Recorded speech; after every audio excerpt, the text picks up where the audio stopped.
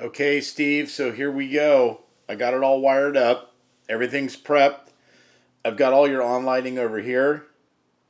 I've got the wigwag here. Here's the fusion core light. A momentary switch for the mode switch. And on and off. 9-volt battery. And I went ahead, I was printing some other things. I printed you a ringlet for to support the core light. So let me go ahead and turn it on. Again, I got the battery hooked up. So you can see it arms the board. And then it's going to come on. And again, the on lighting are all on, all four. And again, I used all your existing LEDs that you wired. There's the core. The core is all stable. Working good. And again, it looks a little weird out here, you know, just being outside of this. But this is all, it's all operational. So let me go ahead and let me advance the core. And all you need to do is just push it once. It's going to get going a little faster. Takes a little time, and again, it looks a little bit blinky from here as far as the view goes, but it's doing what it's supposed to do. And then again, everything's stable. So there it is in the high speed mode. And then I'm going to go ahead and let me drop it back down. And I re-triggered the momentary switch, and that's going to bring it back into idle, and it'll hold all these positions until you actually use the momentary switch. But on the initial, once you put the power to it, it'll go up and go into warm-up mode and idle. Now we're going to go into off. So I pushed it again, and this should be winding down. And you can see that it'll slowly fade off and then shut off. Now, it'll sit in standby mode just the way it is until that momentary switch is actually hit. So like when you're in standby like this, if you hit it again, it's going to fire it back up, and then it'll be ready to move through the sequences again. And I've got this, I ran this for about an hour, just sitting here like this running.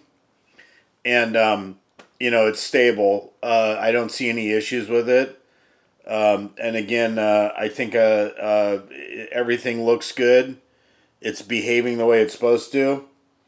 And again, this is what to expect. Everything's operational. I didn't really. Again, I decided to abandon the old board. The old board was just too much work for me, so I just started new. And toss the other board, even though the programming is working on the other board fine. It's just too messy for me to go out and clean it up. So that's why I went this route. And then anyway, if you at any point, if you want to just override it and shut it off, you can just shut off the whole system. And then again, once you re-click on and off, it's gonna recycle back and go into startup mode. And then again, see, you can just see it come on, and it's going to be in the starting mode. And then it'll go up, it'll spin up to idle and wait, and that's it. So anyway, so everything's together. I'm going to pack this thing up.